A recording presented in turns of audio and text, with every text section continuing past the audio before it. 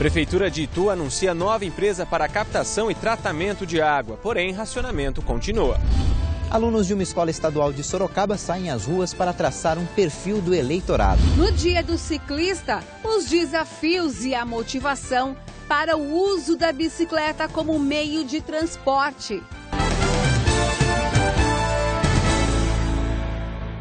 Olá, boa noite.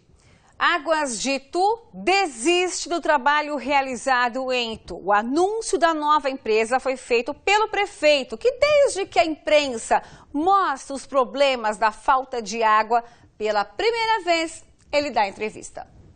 Segundo o prefeito Antônio Tuízi, a Águas de Itu desistiu da concessão na cidade e vendeu para a Águas Brasil, grupo do Rio de Janeiro que já cuida do saneamento em Araçoiaba e Votorantim. A medida foi tomada porque a antiga empresa não estava cumprindo o contrato e sofria multas por parte do executivo.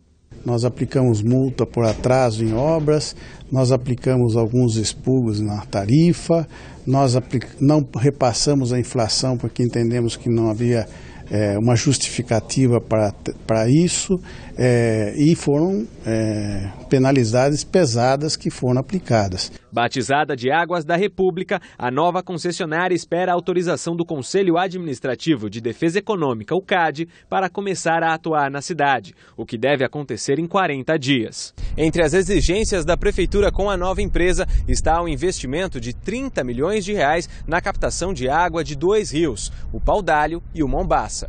É uma obra de interligação entre Mombaça e o Paudalho com a ETA 1, que é a ETA principal. São 22,5 km de adutora e essa obra será iniciada em cerca de 72 horas após a aprovação do DAE. Quer dizer, ninguém pode começar uma obra dessa magnitude sem aprovação do órgão ambiental. A previsão é que elas durem 4 meses e acabem com racionamento na cidade. É uma obra que vai injetar cerca de 350 litros por segundo no sistema. Para você ter uma ideia, é cerca de 50% do consumo atual da cidade. Então é uma obra para esse verão, para o verão que vem. É uma obra para os próximos 10, 15 anos. Porém, até lá o rodízio continua. A cidade sofre com a estiagem desde fevereiro deste ano. Por conta do problema, os bairros mudaram de cara. É cada vez mais comum ver caixas d'água nos quintais. Cada família se organiza como pode. Nesta casa é a panela fechada que armazena água potável. Dona Maria só lava a louça com pouco de água que vai numa bacia. Na casa de Gustavo, a água da rua vem fraca. Quando não tem, pega a garrafinha de 2 litros que está na geladeira, tem que ferver a água e simplesmente tomar banho. O que tem incomodado a muitos e gerou protesto é de que algumas pessoas seriam privilegiadas com o caminhão-pipa. Esse é um problema da concessionária. Nós vamos, com essa informação, nós vamos cobrar uma melhor distribuição desses caminhões-pipa para que possa atender ruas, quarteirões, não casas que venham a solicitar e sejam atendidas pontualmente. Para tentar amenizar o problema, a cidade deve ter um reforço no abastecimento a partir desta sexta-feira. A injeção de cerca de 2 milhões de litros por dia de sistemas fora da cidade de Itu para trabalhar para manter o sistema de racionamento colocado anteriormente. Por que isso não foi feito antes, é a minha pergunta. E sobre a resposta ao Ministério Público, que indicou pela segunda vez que o município de Itu decretasse estado de calamidade pública, acompanhe a resposta do prefeito. Decreto de calamidade pública requer uma série de coisas que nós explicamos isso ao Ministério Público, ele entende muito bem, que nós temos que ter. Porque senão você pode decretar um estado de calamidade pública e você à frente ser punido, como já aconteceu em outros casos, inclusive Itu. Segundo a assessoria de imprensa do Ministério Público, o órgão ainda não recebeu oficialmente uma posição da Prefeitura de Itu sobre a mudança na concessão de água. O MP e o Executivo devem se reunir quarta-feira para discutir as medidas. Após denúncia do Ministério Público, Justiça condena planos de saúde intermédica por ilegalidade e abuso dos reajustes das mensalidades dos planos aos contratantes de Tatuí nos anos de 2006, 2007 e 2008. O plano de saúde terá que devolver o valor pago a mais. A nossa equipe entrou em contato com a intermédica, mas não tivemos retorno.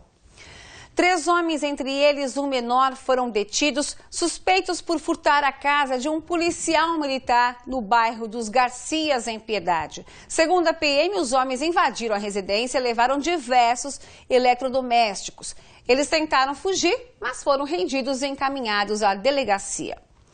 Perseguição pela rodovia João Leme dos Santos, em Salto de Pirapora, terminou com a prisão de um suspeito de roubar uma caminhonete. Viaturas do helicóptero Águia acompanharam a ocorrência. O suspeito teria abandonado a caminhonete em um matagal às margens da pista e foi preso. No mesmo terreno, a PM encontrou outro carro que havia sido furtado no último sábado em uma casa noturna de Sorocaba. As investigações vão apontar se os dois casos estão relacionados. O suspeito foi levado à cadeia de São Roque.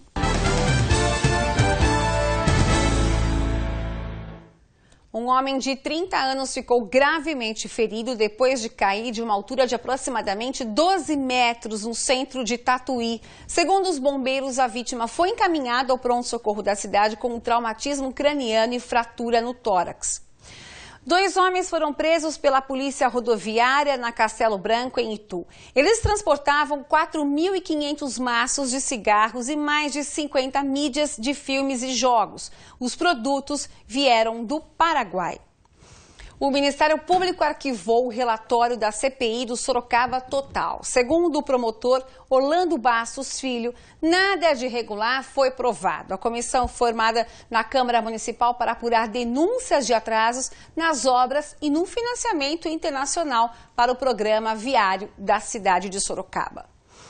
No dia em que começam as propagandas eleitorais, estudantes de uma escola estadual de Sorocaba vão às ruas para identificar o interesse dos eleitores. Acompanhe.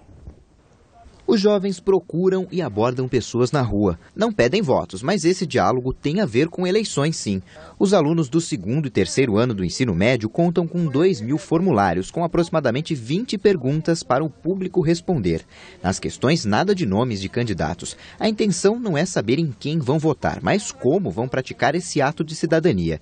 Eles querem saber se o cidadão acha que as eleições são muito importantes, se vota em determinado partido ou candidato e se concorda que os jovens não se interessam por política. O senhor vota então no candidato ou no partido? No candidato. Às vezes a conversa vai além da enquete e vira bate-papo. O Cleiton gostou da abordagem. Esse país aqui precisa desse contato, né, para a gente melhorar cada vez mais politicamente, né? O objetivo aqui não é só traçar um perfil do eleitor, é também incentivar os estudantes a participarem da política.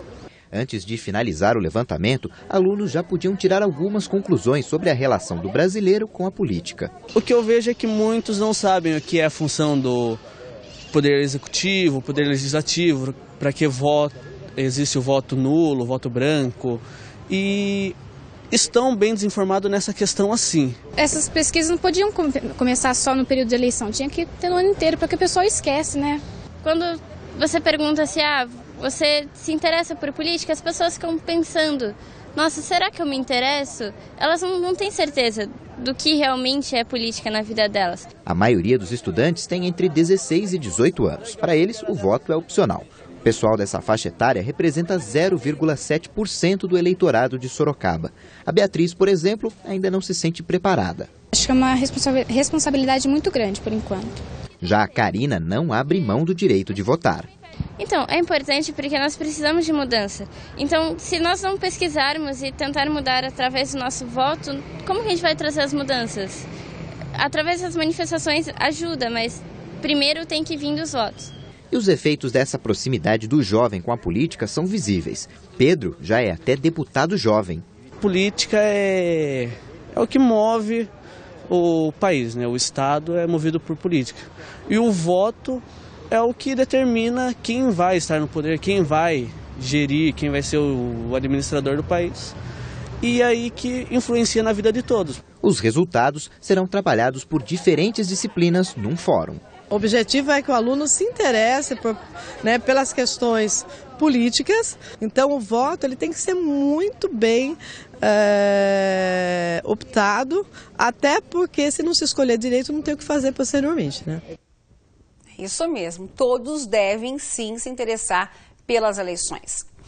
Mais um dependente químico procurou a polícia hoje para denunciar os maus tratos que sofria em uma clínica de reabilitação interditada nesta segunda-feira em Salto de Pirapora. Ontem, 8 pessoas com sinais de agressão foram ouvidas. A clínica abrigava cerca de 60 pacientes. O dono da clínica ainda não foi encontrado, mas o filho e a nora dele, que estavam no local, além de 2 funcionários, foram presos. Eles vão responder por cárcere privado, associação criminosa e tortura. Os internos foram entregues às famílias.